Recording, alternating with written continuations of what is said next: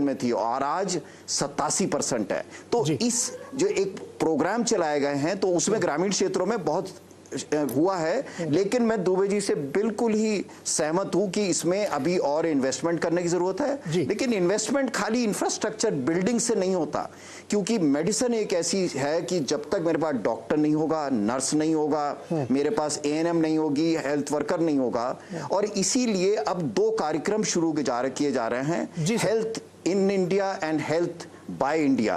तो एक तरफ 5 सितारा और जो हमारे कटिंग एज टेक्नोलॉजी है वो हमारे अपने लोगों के लिए और दुनिया भर के लिए भी उपलब्ध है, लेकिन दूसरी तरफ हेल्थ इन इंडिया में ये इंफ्रास्ट्रक्चर के साथ साथ ह्यूमन रिसोर्स को बिल्ड करना, हमें लगभग 50 लाख ऐसे हेल्थ वर्कर चाहिए जो इस काम को पूरा कर सकें। तो इस दिशा में बहुत सारा इन्वेस्टमेंट की भी जरूरत है, लेकिन सबसे ज्यादा जरूरत है कि एक पॉलिटिकल विल और इस दिशा में काम करने की इच्छा शक्ति की जरूरत। विल से तो मेरा सवाल निकल रहा है, मिश्रा जी आपसे है मेरा सवाल। दुबे जी आप ध्यान दीजिएगा, आपने कहा 5 सितारा ये बड़ी खूबियां हैं, उनमें से एक खूबी मैं बताता हूं आपको। जैसे मैंने अभी उदाहरण दिया था ना कि एक हार्निया का ऑपरेशन 10,000 में भी होता है और वो 1.5 लाख के पैकेज में भी होता है।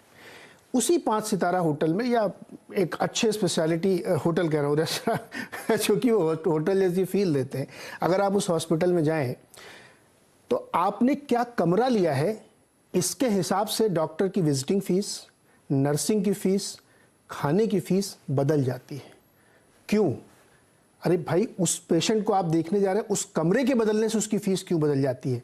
मैं इस तरफ आप लोगों को ले जाना चाहता हूं कि जो एक बहुत बड़ा डिवाइड क्रिएट हो रहा है अच्छी क्वालिटी की फैसिलिटी के लिए, वो एक चिंता का कारण होना चाहिए। डॉक्टर मिश्रा।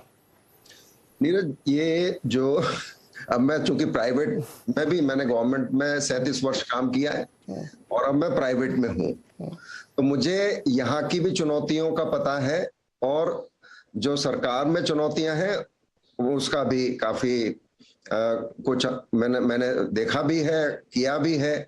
अब जैसे एम्स में ही जब 14,000 रोगी प्रतिदिन आते हैं हमारे आउट पेशेंट में, तो मैं अपने सहयोगियों से यही कहता था, इसको आप अपॉर्चुनिटी मानिए, ये आपकी यूएसपी है, और ये देखिए कि जितने भी लोग आ रहे हैं उनको किस तरह से हम अब उनका एक्सपीरियंस को फ्रेंडली बना सकते हैं जब वो आते हैं।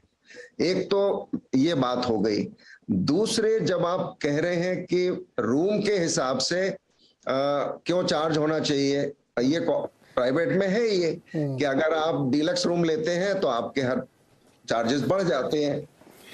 तो आप देखिए प्राइवेट सेक्टर में भी कितना एम्प्लॉयमेंट जनरेशन है वो हम लोग भूल जाते हैं, और हर चीज के लिए उनको पैसे देने हैं, हर चीज कॉस्ट है। आज डॉक्टर भी चाहता है ज्यादा अर्न करे, टेक्नीशियन भी चाहता है, नर्स भी चाहती है कि उसको ज्यादा सैलरी मिले, या जो सफाई कर्मचारी है वो भी चाहता है उसको अच्छी सैलरी मिले। तो ये कहाँ से आएगी? अब मैं जो बात कहना चाह रहा था वो ये था, भारत की इस समय जनसंख्या आप 140 करोड़ मानिए, और ये बड़ी कॉमन फ्रेज है। मैं जब एसोचैम या सीआईआई जब भी डिस्कशन होती है मैं जाता हूं, वो कहते हैं साहब 80-90% हेल्थ केयर प्राइवेट सेक्टर में है, 10% पब्लिक सेक्टर में है जो हेल्थ केयर प्रोवाइड करते हैं पब्लिक सेक्टर। मैंने कहा ये अधूरा वाक्य है। ठीक है, मैं मानता हूं 80-90% प्राइवेट सेक्टर में है, चाहे वो छोटे नर्सिंग होम हो, मिडिल नर्सिंग होम हो, बड़े अस्पताल हो, लेकिन उसको एक्सेस कितने लोग कर रहे हैं? जी सर, ये जो गैप है, जो जिसकी आप बात कह रहे हैं, वो ये गैप है। और वो जो हमारे 10% जो अस्पताल पब्लिक सेक्टर में है, चाहे मेडिकल कॉलेज हो, जिला अस्पताल हो, या और जो भी है, उनमें 90% जनसंख्या जाके compete कर रही है उसी बेड के लिए।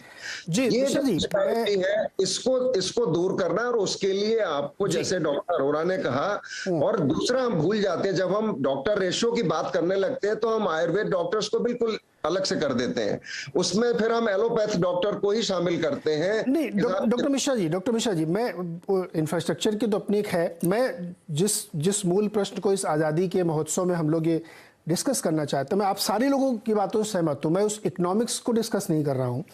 मैं ये कह रहा हूं कि 2 चीज़ें जीवन में, किसी के भी जीवन में बहुत महत्वपूर्ण होती है, एक शिक्षा और एक स्वास्थ्य। अगर आप हेल्दी हैं और आपको बेटर एजुकेशन मिल रही है तो आपके जीवन को बेहतर बनाने में, सफल बनाने में शायद ही कोई बाधा है। लेकिन अगर इन दोनों चीज़ों में दिक्कत है तो मुश्किल खड़ी होती है।